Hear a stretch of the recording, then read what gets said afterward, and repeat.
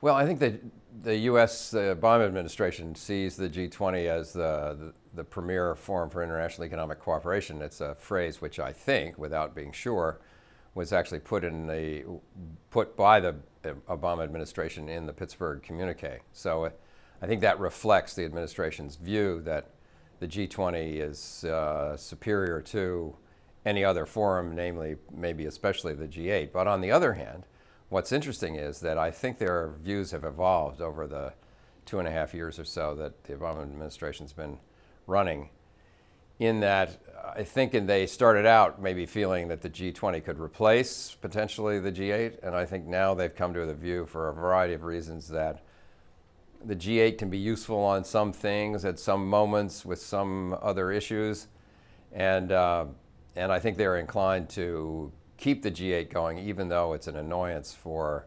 some of the countries in the non-Western world who see it as a kind of transatlantic caucus to prepare issues that the Europeans and Americans and Canadians expect to get through the G20 later on. And so there's some tension still around this issue, but I think the U.S. administration is now firmly in the view of being comfortable with both.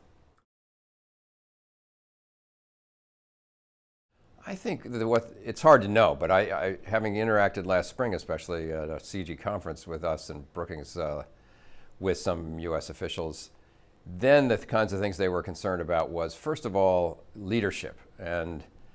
having, and I think it is, I've observed myself through a project that we have here, Brookings and CIGI are doing together here on national perspectives on global leadership. It is the case that so far, there are only a handful, by that I mean a half a dozen or so, of the G20 leaders who are really appear to be at least proactive in their exertions of leadership within the G20. Clearly, if a group of 19 countries, because that's what we have, is going to work, you have to get at least twice that number, a dozen or so, or 15 of the 19 leaders to be fully present at the table, fully trying to maximize the agenda and the effectiveness of the G20, trying to push it forward, because there are a lot of urgent problems that need to be addressed, urgent global issues that need to be addressed. And I think the administration, and I think Obama himself is a guy with considerable amount of ambition, who, when he goes in a room, he really wants to get something done. He doesn't want to just fiddle around. And so you need, the more energy, the more attention, the more leaders that he's surrounded by who are also strong and vocal and visible and articulate and have ideas and are pushing for things, I think the better. And so I've sort of picked that up from the administration, and I think that is something that, as an observer of summits, is an issue that needs to be worked on. I think the other thing that they've mentioned, and we addressed here at this conference over the last several days, is the whole relationship of the G20 to the other international institutions. And there, in order to give direction to the system, strategic direction to the system, international system, the G20 really has to have follow-through capacity, which means it needs to relate to the functions and legal mandates of the international institutions, and to engage, not command them to do things, but give directions, follow through with their country delegations in those institutions, and make the international system work, not because they're dominating it, but because they're providing some strategic direction for it. Yes, I think so. I mean, I think, first of all, not everybody in the United States follows summits, that's for sure. And but I think that the more serious problem is that there has been, throughout my lifetime anyway in the U.S., a segment of the country that would prefer to be left alone, would prefer to take advantage of our continental breadth to insulate us from the rest of the world, and who views entanglements, I mean, this goes back to Jefferson, with the rest of the world as somehow not in our interest. This isn't now, this option of avoiding entanglements and isolation is not an option anymore.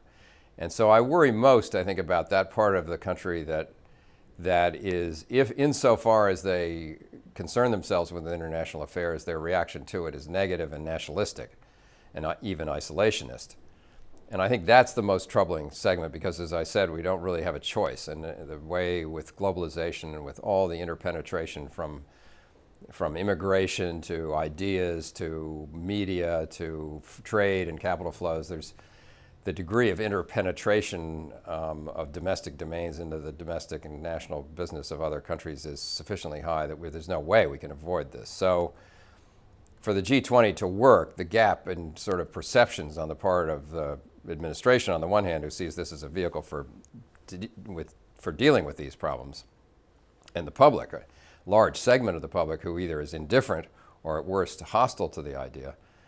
that's something that is politically of concern because it can, in the end, inhibit the degree to which the U.S. itself can lead in the G20 kinds of settings, and